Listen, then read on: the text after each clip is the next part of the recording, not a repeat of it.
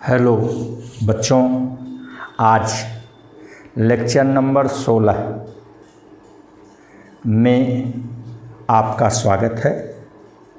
आइए इस लेक्चर की शुरुआत हम इक्विपोटेंशियल पॉइंट से करते हैं, समविभव बिंदु से करते हैं। इक्विपोटेंशियल पॉइंट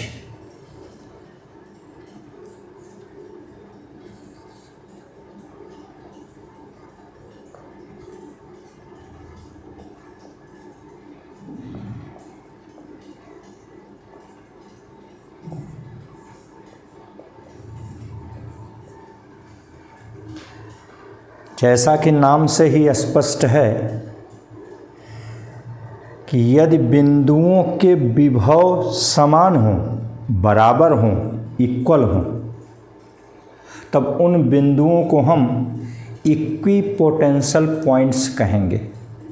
जैसे यहाँ उदाहरण लिया जाए, मान लीजिए यहाँ दो बिंदु हैं, एक बिंदु 1 है और दूसरा बिंदु ये 2 है। बिंदु 1 का विभव V1 और बिंदु 2 का विभव V2 मान लीजिए है, और ये विभव बराबर है V1 बराबर V2। तो हम बिंदु 1 व 2 को इक्विपोटेंशियल पॉइंट्स कहेंगे। क्लियर हो गए? अब थोड़ा आइए इसके और आगे पढ़ते हैं। V1 इक्वल V2, तो ये पोटेंशियल ड्रॉप, जिसको हम डेल्टा V कहते हैं, जिसको V1 माइनस V2 भी आप कह सकते हैं, ये कितना हो गया? 0। V1 माइनस V2 की जगह V1 रख देंगे, V1 माइनस V1 कट जाएगा, 0 आ जाएगा। ठीक? तो ओम के नियम से V इक्वल IR, यही बराबर हो गया IR। अब देखिए, प्रोडक्ट गुणनफल IR बराबर 0। दो पदों का गुणनफल 0 है, इसका मतलब या तो पहला पद 0 है या दूसरा पद 0 है या दोनों पद 0 है। तो आइए, इसका अर्थ ये हुआ केस फर्स्ट कि ये R बराबर 0। जब R 0 है तो I 0 रहे चाहे न रहे, इससे कोई प्रभाव नहीं पड़ेगा। लेकिन यहाँ I 0 नहीं है, याद रखिए। R इक्वल 0 यदि यहाँ रख दें तो I 0 न भी हो, I मान लीजिए 5 एम्पियर है, तो 5 गुणे 0 बराबर 0 हो जाएगी। R 0 किसका होता है? Ideal conductor. आइडियल कंडक्टर का रेजिस्टेंस 0 होता है।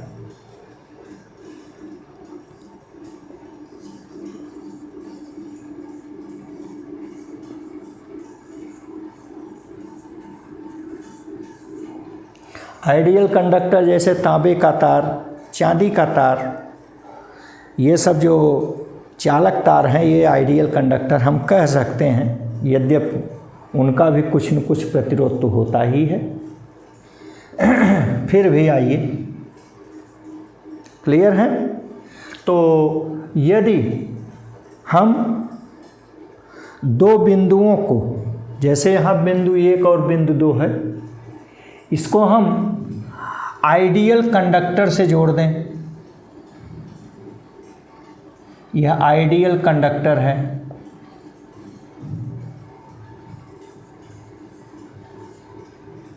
तो इसका रेजिस्टेंस R बराबर 0 हो जाएगा।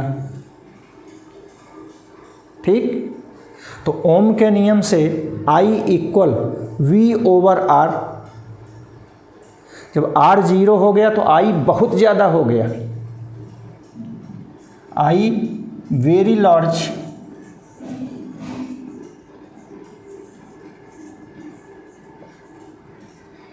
ये शॉर्ट सर्किट की तरह बिहेव करने लगा। याद कीजिए शॉर्ट सर्किट बताए थे, वहाँ पर R इक्वल 0 होता है। शॉर्ट सर्किट किसको कहेंगे? यदि दो बिंदुओं को किसी कंडक्टर द्वारा जोड़ दिया जाए तो हम इसे शॉर्ट सर्किट कहते हैं। उस दिन बताए भी थे।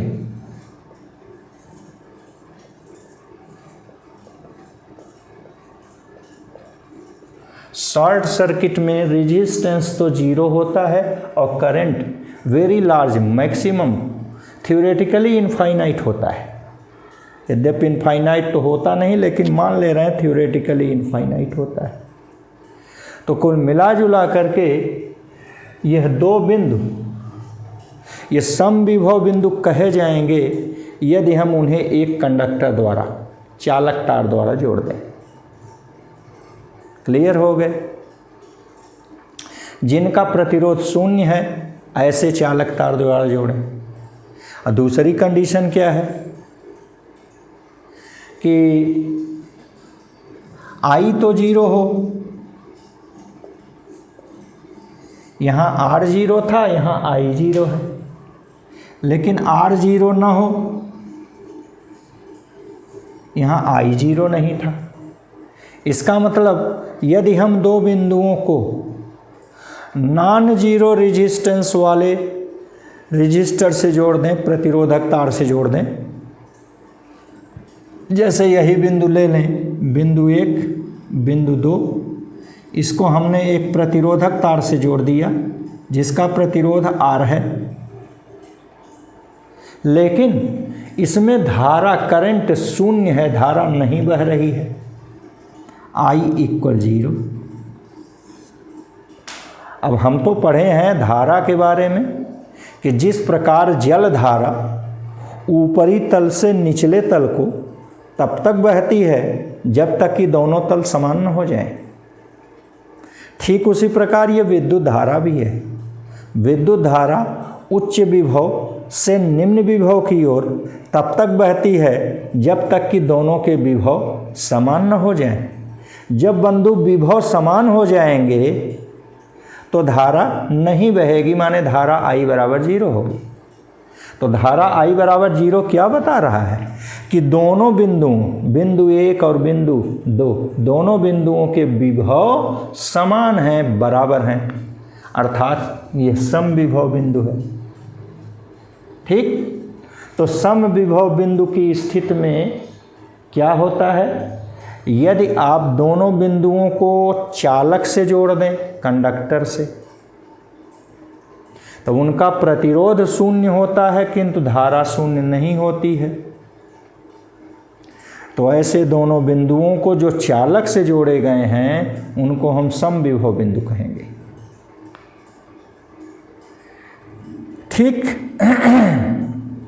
ठीक इसी प्रकार यदि उन दो बिंदुओं को किसी प्रतिरोधक तार से जोड़ दें जिनका प्रतिरोध शून्य न हो, तो उसमें यदि धारा शून्य है, धारा नहीं बह रही है, तो इसका मतलब हुआ कि दोनों बिंदुओं के विभव समान हैं। धारा तभी नहीं बहेगी जब विभव समान रहेंगे। तो जब विभव समान है तो इनको हम समविभव बिंदु कह देंगे। क्लियर हुआ? इन पर अभी हम एक एक करके दो न्यूमेरिकल करते हैं। आइए एक और पॉइंट पढ़ लें, इलेक्ट्रिकल सिमेट्री। इलेक्ट्रिकल सिमेट्री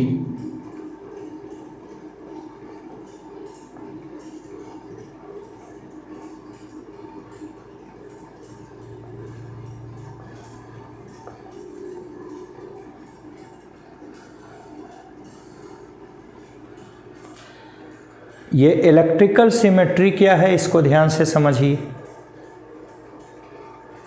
मान लीजिए किसी नेटवर्क में ब्रांच, दो ब्रांच ले लीजिए, जैसे यहाँ पर हम ले रहे हैं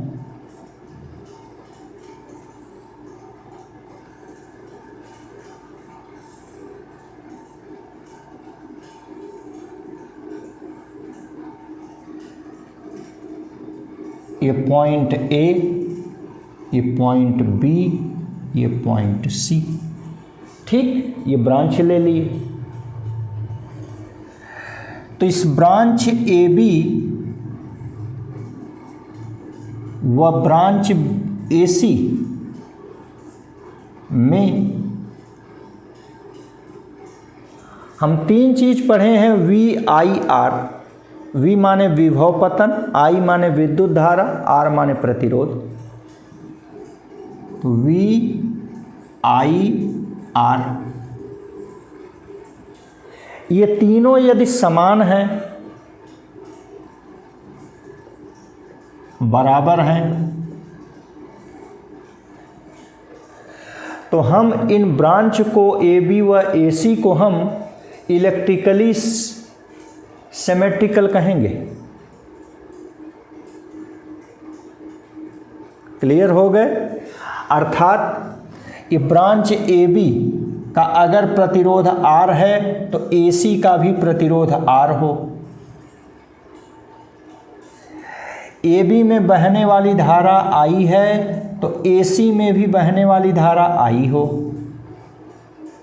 तो ओम के नियम से विभव पतन V बराबर आई आर। जब I समान है, R समान है, तो इनका प्रोडक्ट गुणनफल आई आर भी समान होगा। तो विभव पतन अपने आप समान हो जाएगा। तो आप देखिए V I R यदि ब्रांचों के समान हैं तो उन ब्रांचों को हम इलेक्ट्रिकली सिमेट्रिकल कहेंगे। सहमत हैं? ध्यान दीजिए, यदि दो ब्रांच इलेक्ट्रिकली सिमेट्रिकल हैं, मान लीजिए यही ए बी व ए सी, यह इलेक्ट्रिकली सिमेट्रिकल है। ठीक, तो भैया कॉमन पॉइंट छोड़ दीजिए, जो दोनों ब्रांच में कॉमन हो उसको छोड़ दीजिए। तो दोनों ब्रांच में कॉमन है ये, इसको छोड़ दीजिए। जो दूसरा पॉइंट बचता है वह इक्विपोटेंशियल पॉइंट होता है। तो यह इक्विपोटेंशियल पॉइंट हो गया।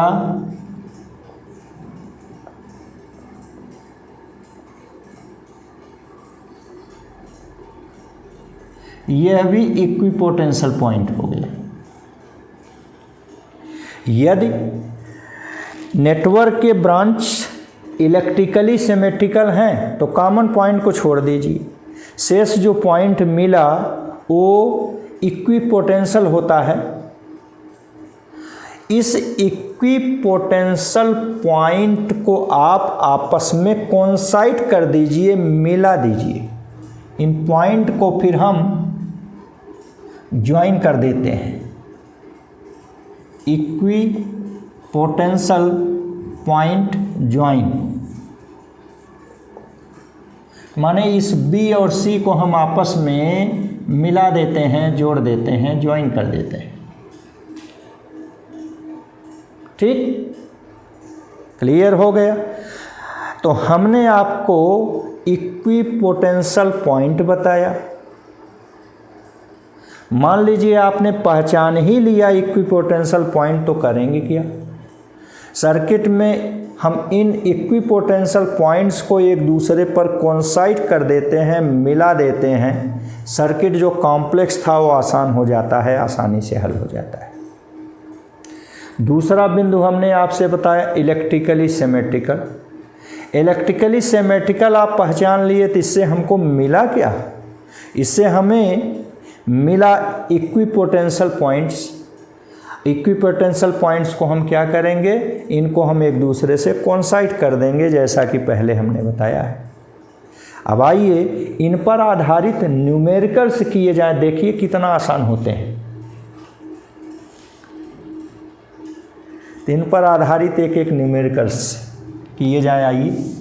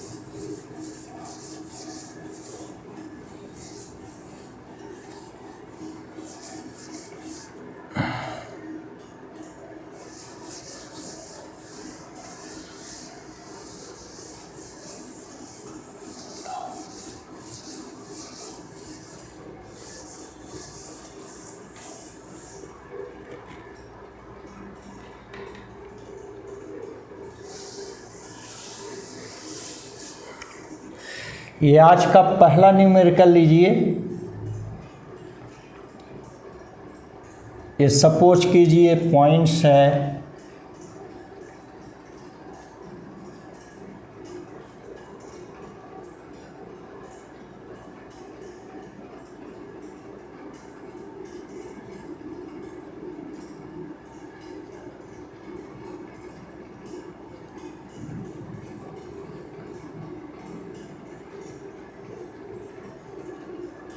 ये पॉइंट ए है, ये पॉइंट बी है, इसी के बीच इक्विवेलेंट रेजिस्टेंस हमको चाहिए।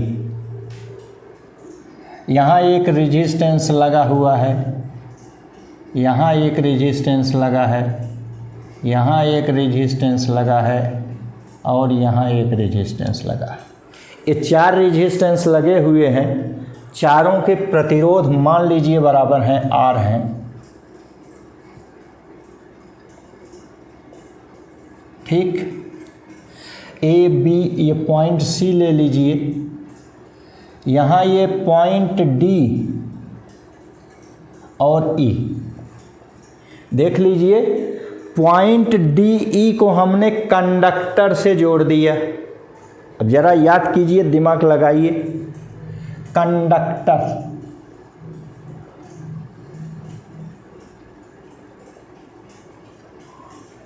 कंडक्टर का मतलब इसका रेजिस्टेंस R0 है। रेजिस्टेंस का मतलब इसमें मैक्सिमम करंट बहेगी, करंट I वेरी लार्ज है।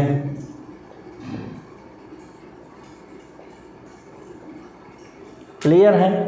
चलिए, तो आप थोड़ी देर पहले बताए थे कि यदि 2 बिंदुओं को आइडियल कंडक्टर से जोड़ा जाए तो दोनों बिंदु कॉमन पॉइंट होते हैं, सॉरी इक्विपोटेंशियल पॉइंट होते हैं।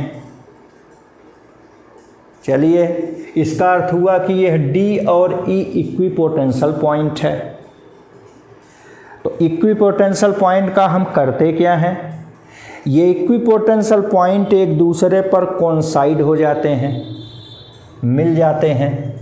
तो हमारा यही सर्किट बन जाएगा। ऐसे देखिए, ये पॉइंट सी है, ये हमारा पॉइंट डी और ई है, इक्विपोटेंशियल पॉइंट है, ये कोइंसाइड हो गया। अर्थात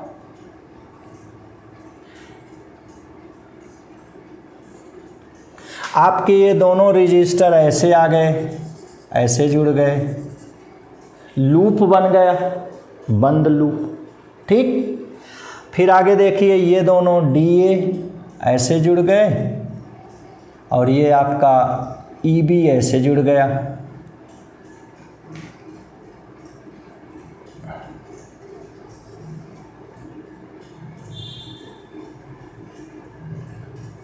ये पॉइंट A हो गया, ये पॉइंट B हो गया। ध्यान से समझिए, हो गया। आप कह रहे हैं कि जब कंडक्टर से जोड़ते हैं जिसका कि प्रतिरोध 0 है, रोड बिल्कुल अच्छी साफ सुथरी है, तो जाहिर सी बात है गाड़ियां रोड से चली जाएंगी। अब जब रोड में प्रतिरोध है, ककड़ीला है, टूटा फूटा है, मैला कुचैला है, तो उधर से गाड़ियां नहीं जाएंगी, धारा नहीं जाएगी। तो जिधर ये प्रतिरोध है इधर से करंट नहीं बहेगी, ये करंट इसी कंडक्टर से होकर बह जाएगी। तो भैया जिस ब्रांच से करंट नहीं बहेगी उस ब्रांच को फेंक दीजिए, यूजलेस हो गया। तो इसका मतलब ये जो ऊपर वाला लूप बना है यह यूजलेस है, बेकार है, इसको आप फेंक दीजिए। तो ये हमारी सर्किट ऐसे बदल जाएगी।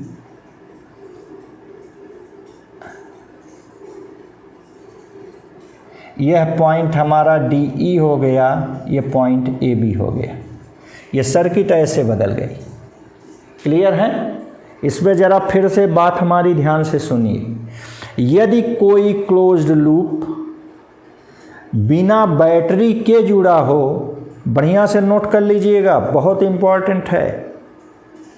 यदि कोई क्लोज्ड लूप बिना बैटरी के जुड़ा हो, अर्थात उसमें धारा प्रवाहित नहीं हो रही हो, तो वह यूजलेस होता है, बेकार होता है, उसे आप फेंक दीजिए, हटा दीजिए, निकाल दीजिए।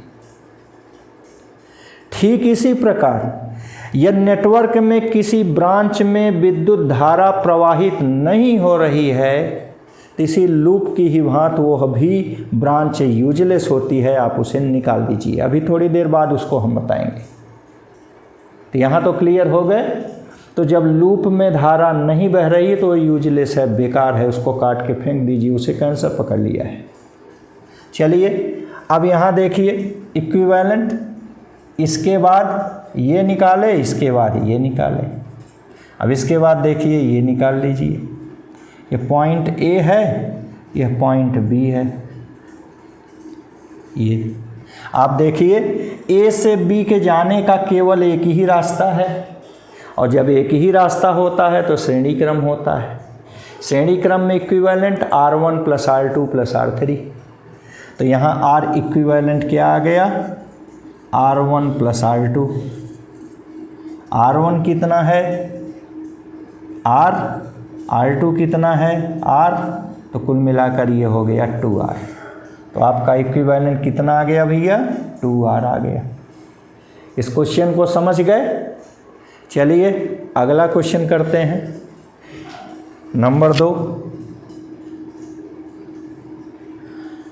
इसी कंडक्टर पर ही और एक क्वेश्चन आधारित है, ले रहे हैं।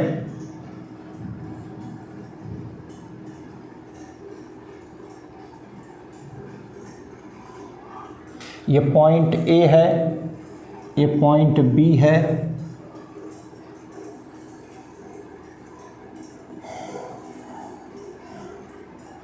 यह पॉइंट सी है और यह पॉइंट डी है। ये ले लिए, ठीक। अब ए बी के बीच तुल्य प्रतिरोध निकालना है, इक्विवेलेंट रेजिस्टेंस निकालना है। तो ए बी के बीच निकालना है तो आप पॉइंट ए ले लिए या पॉइंट बी ले लिए, जिसके बीच निकालना है हम दोनों पॉइंट ले लिए। फिर देखिए यहाँ हम पॉइंट सी ले लिए और यहाँ पॉइंट डी ले लिए, ऐसा हम ले लिए। अब जिसके जिसके बीच लगा है रेजिस्टेंस आप लिखते जाइए।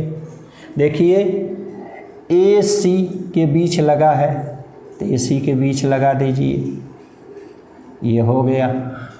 फिर देखिए सी डी के बीच लगा है, सी डी के बीच लगा दीजिए, ये हो गया। फिर देखिए डी बी के बीच लगा है, ये डी बी के बीच लगा दीजिए, ये हो गया, ठीक। अभी और लगाते हैं थोड़ा, यहाँ और बता दें।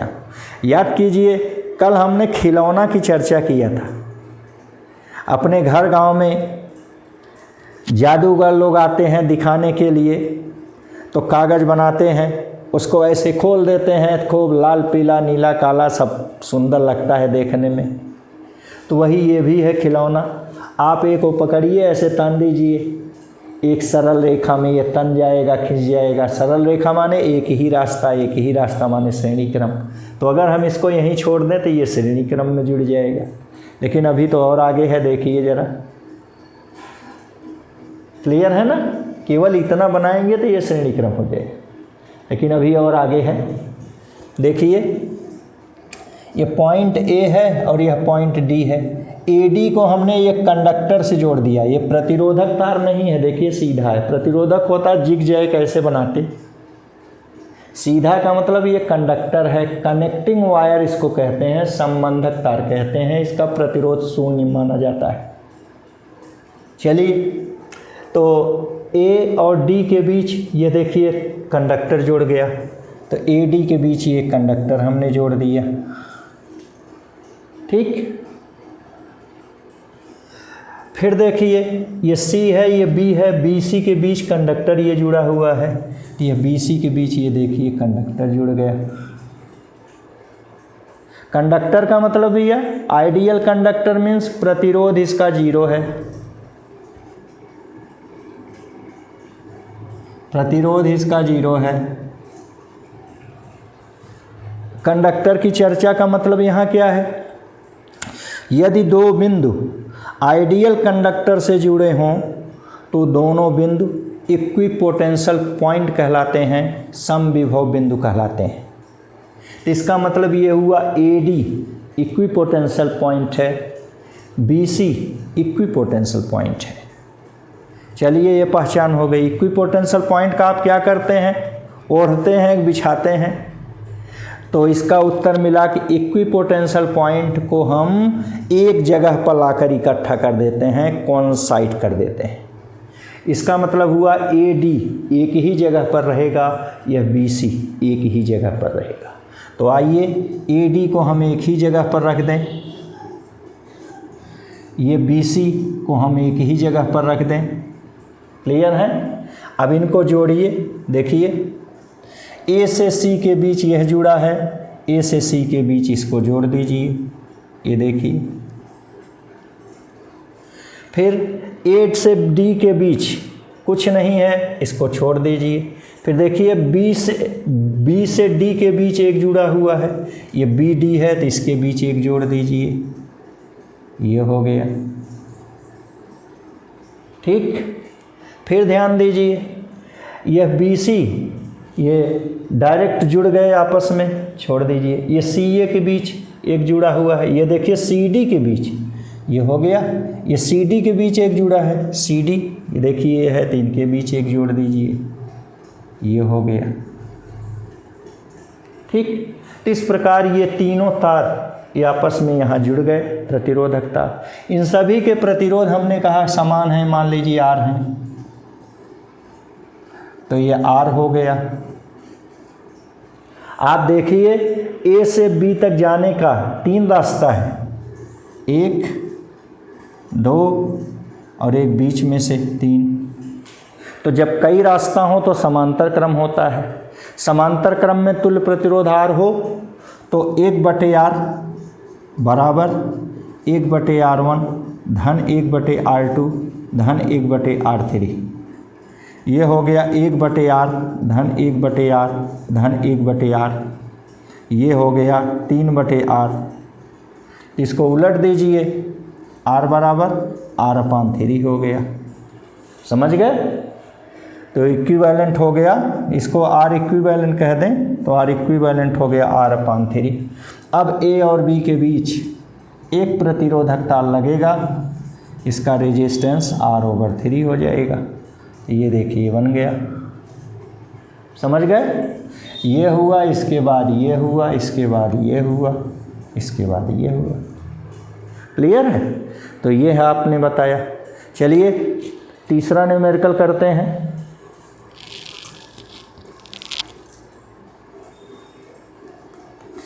ध्यान से समझिए, एक बार न आए, 2 बार न आए, उसको ध्यान से सुनिए जो बताया जा रहा है। अगर बताया हुआ आपने सुन लिया तो तुरंत आपको आ जाएगा।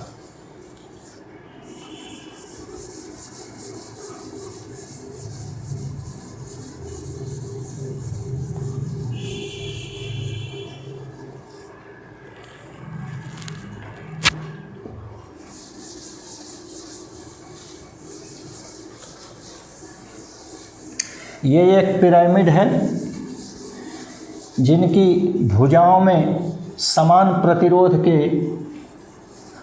प्रतिरोधार के 6 तार जुड़े हुए हैं।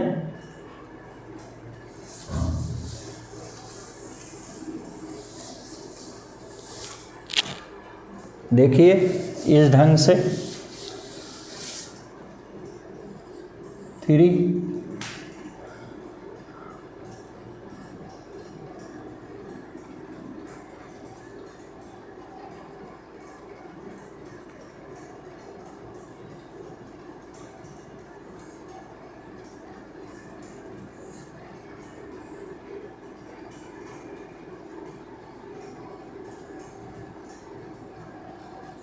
कैसे ये पिरामिड है, इसमें ये 6 प्रतिरोधक तार जुड़े हुए हैं। 4 तो ये हो गए, 2 डायगोनल में।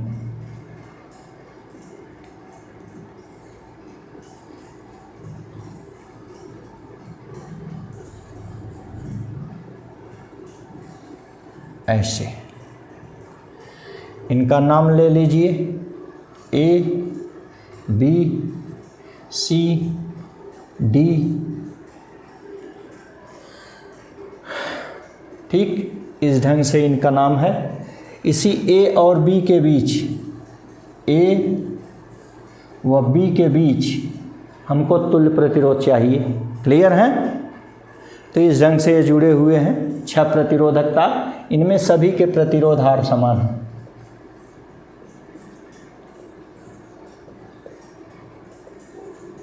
ये हैं, ये सब के सब समान हैं।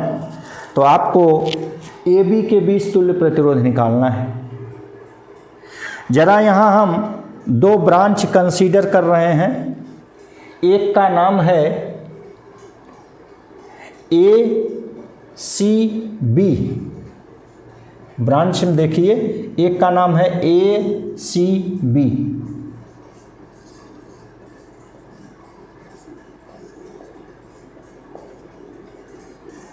दूसरी ब्रांच है ए डी बी। ये इलेक्ट्रिकली सिमेट्रिकल हैं। Branches this and this are electrically symmetrical. ठीक, आप कहेंगे जाने कैसे, तो आप जरा इलेक्ट्रिकली सिमेट्रिकल को याद कीजिए। यदि ब्रांच में वी, आई और आर समान हो तो हम उन्हें इलेक्ट्रिकली सिमेट्रिकल कहते हैं। तो इनको जरा लिखिए, electrically symmetrical between points A and B. A और बी बिंदुओं के बीच ये इलेक्ट्रिकली सिमेट्रिकल है। अब कैसे है जरा आप देखिए। वी आई आर देखिए, ध्यान दीजिए, यहाँ ए से बी तक ऐसे जा रहे हैं सी से होते हुए। तो देखिए ये रेजिस्टेंस आर है, ये आर है। तो इसमें बहने वाली धारा आई समान होगी। जब आई और आर समान है तो इनका गुणनफल आई इंटू आर, अर्थात विभव पतन भी समान होगा। तो वी आई आर समान है। कैसे समान है देखिए, ये आर, तो यहाँ भी देखिए ये आर, देख रहे हैं, तो आर समान हो गया। तो करंट आई इसमें भी और करंट आई इसमें भी, आई भी समान हो गया। जब आई और आर दोनों समान हो गया तो विभव पतन भी बराबर ओम के नियम से आई इंटू आर भी समान होगा। इसलिए यह ब्रांच और यह ब्रांच, ये दोनों इलेक्ट्रिकली सिमेट्रिकल है। आप याद कीजिए, इलेक्ट्रिकली सिमेट्रिकल में पाए क्या थे? इलेक्ट्रिकली सिमेट्रिकल में हम पाए थे कि कॉमन पॉइंट को आप छोड़ दीजिए, शेष जो पॉइंट होता है वो इक्विपोटेंशियल पॉइंट होता है। याद कीजिए, हमने आपसे कहा था यदि ब्रांचेज इलेक्ट्रिकली सिमेट्रिकल हैं तो आप कॉमन पॉइंट को थोड़ा चुरा लीजिए, तो शेष जो पॉइंट्स बचेंगे वो इक्विपोटेंशियल पॉइंट होंगे। जैसे यहाँ देखिए, यह ए बी पहले में भी है दूसरे में भी है, इसको हमने चुरा लिया। तो कौन कौन से बिंदु बचे? पहले में सी बच गया, दूसरे में डी। देखिए ए बी, पहले में सी बचा और दूसरे में ये देखिए डी बचा। देख रहे हैं, सी डी। तो ये है सी और डी क्या होंगे? यह कॉमन पॉइंट्स होंगे। कॉमन पॉइंट्स में होता क्या है? Common points means equipotential point, अर्थात इन दो बिंदुओं सी और डी के पोटेंशियल समान हैं। अब आप तो पढ़े हैं, अगर पोटेंशियल समान हो तो करंट बहेगी? नहीं बहेगी। तो इसमें बहने वाली करंट I बराबर 0 होगी। समझ रहे हैं? अगर भैया करंट नहीं बहेगी तो आपसे हमने बताया था कि यदि कोई बंद लूप है, बैटरी विहीन है, बैटरी नहीं लगी है, उसमें धारा नहीं बह रही है, तो यूजलेस है, बेकार है, केवल देखने के लिए बना है, उसको फेंक दीजिए। ठीक उसी प्रकार ये नेटवर्क के किसी ब्रांच में करंट नहीं बह रही है तो उस ब्रांच को रिमूव कर दीजिए, हटा दीजिए। तो यहाँ आप देखिए करंट नहीं बह रही थी, ये ब्रांच CD में जो रेजिस्टेंस लगा हुआ है यह रिमूव हो जाएगा, हट जाएगा। जब हट जाएगा तो अपना देखिए सर्किट कैसे बनेगा।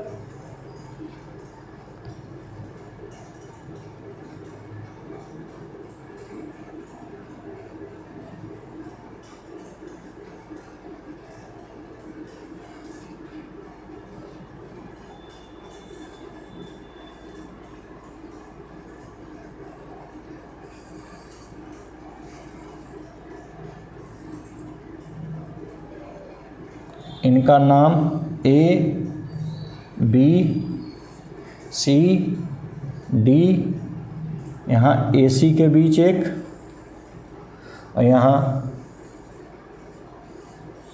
बी डी के बीच एक। ये सी डी ब्रांच हट गई क्योंकि इसमें करंट नहीं बह रही। फिर से समझ लिए, हमने आपसे कहा था यदि कोई बंद लूप है उससे बैटरी नहीं जुड़ी है अर्थात धारा नहीं बह रही है तो वो केवल दिखाने के लिए है, उसको फेंक दीजिए। ठीक उसी प्रकार नेटवर्क के किसी ब्रांच में यदि करंट नहीं बह रही है, ठीक, तो आप उसे रिमूव कर दीजिए। और नहीं बह रही है कि इसी के जानने के लिए हमने क्या खोजा, सबसे पहले इक्विपोटेंशियल पॉइंट खोजा। इक्विपोटेंशियल पॉइंट कैसे खोजे हैं? इलेक्ट्रिकली सिमेट्रिकल जो प्रॉपर्टी है उससे खोजे। हमने आपसे कहा कि अगर ब्रांच इलेक्ट्रिकली सिमेट्रिकल है तो उसमें जो कॉमन पॉइंट है उसको चुरा लीजिए, जो पॉइंट बचेगा वो इक्विपोटेंशियल पॉइंट होगा। इक्विपोटेंशियल का अर्थ ही हुआ कि विभव समान है। यदि बिंदुओं के बीच विभव समान है तो उसमें करंट नहीं बहेगी। क्लियर? करंट नहीं बहेगी तो यूजलेस हो गया, हटा दीजिए। आ गया समझ में? अब आप देखिए इसको आसानी से कर देंगे। ये सब आर है,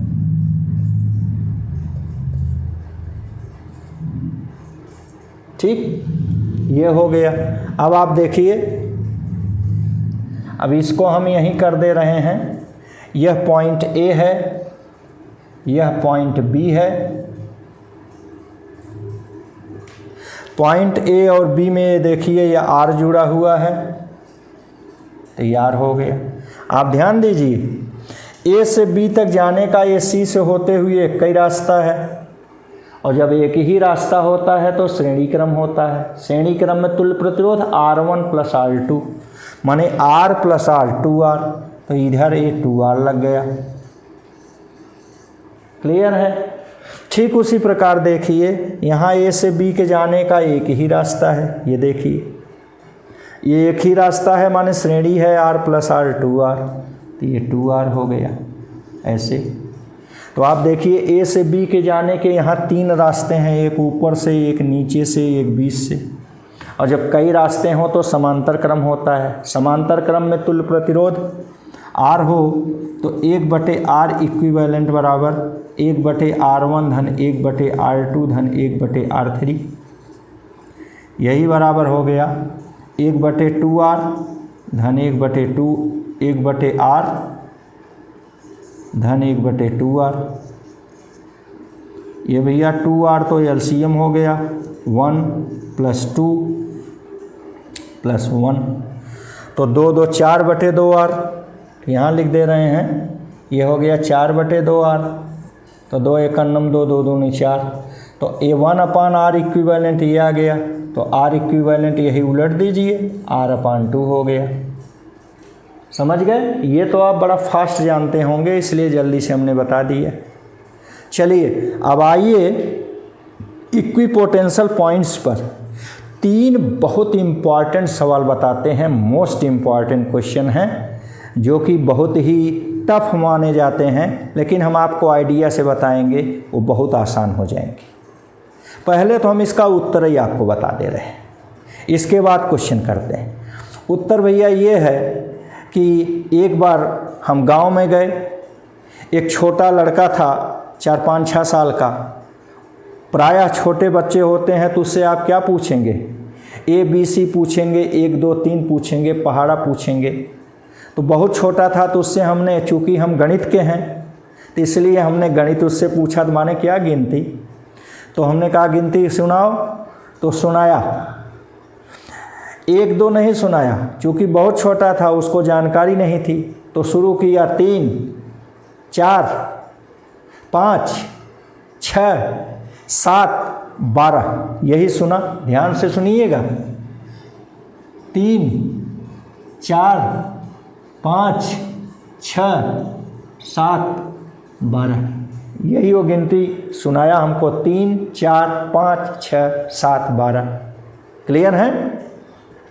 तो इसी पर हमने ये फिजिक्स का ये जो सवाल बताने जा रहे हैं उसका ये नियम बन गया, शॉर्टकट जिसको आप कहते हैं, जो कि IIT वगैरह में आता है तो ऑब्जेक्टिव रहता है जल्दी से निशान लगाइए और भागिए, तो उसी का ये शॉर्टकट्स है।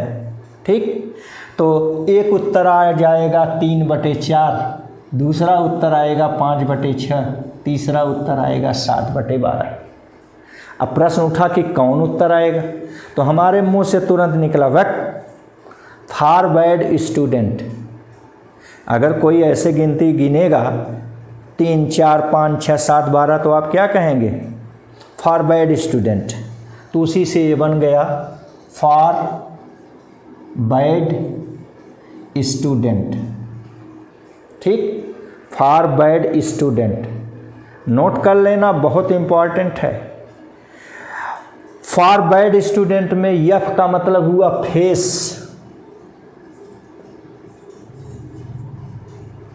बी का मतलब हुआ बॉडी, और यस का मतलब हुआ साइड। ठीक, तो इसको हम कहते हैं फेस डायगोनल, इसको कहते हैं बॉडी डायगोनल, इसको कहते हैं साइड डायगोनल। ठीक, तब इसको हम एक चित्र बना करके बताएं तो आपको ज़्यादा समझ में आएगा।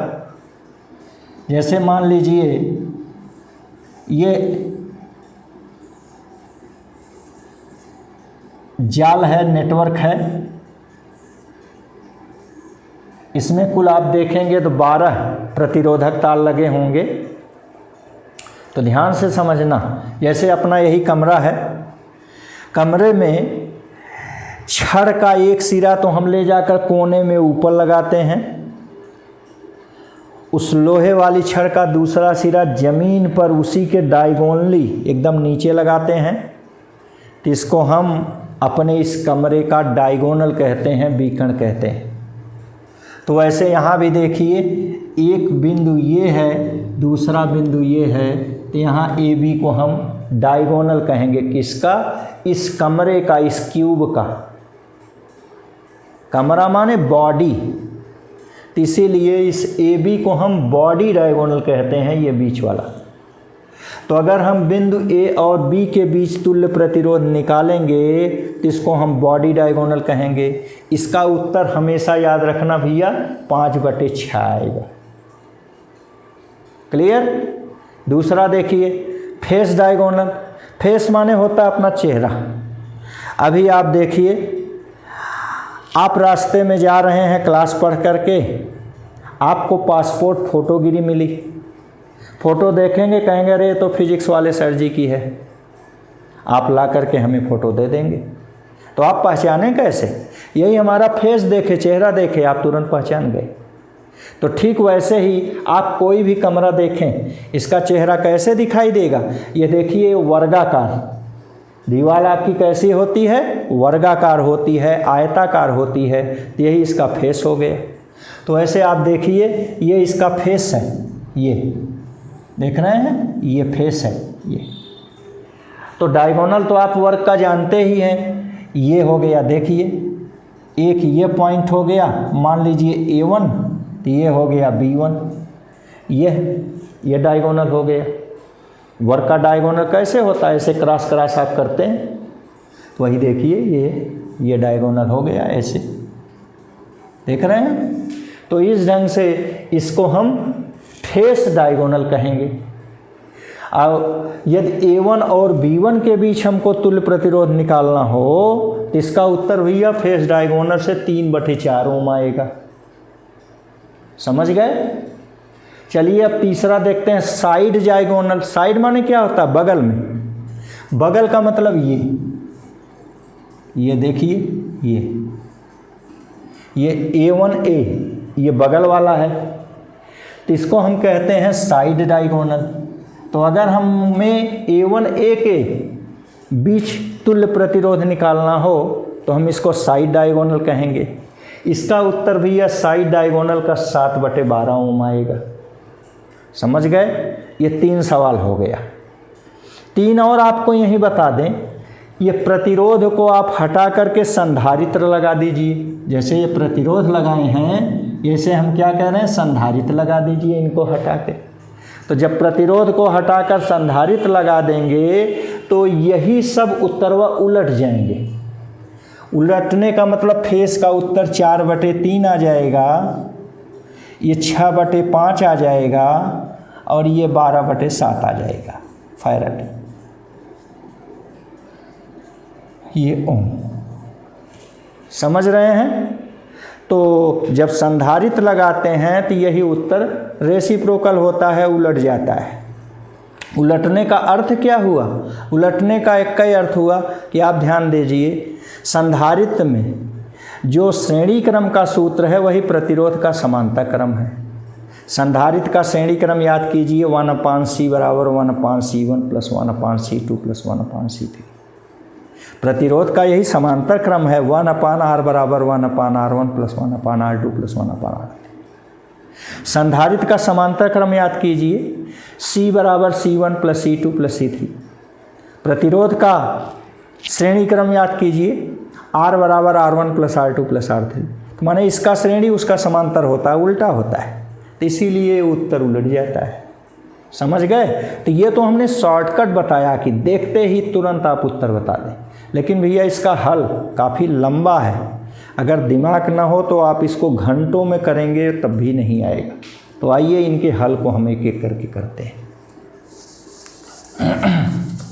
ये उत्तर कहीं नोट कर लीजिए, मिला लीजिएगा बाद में।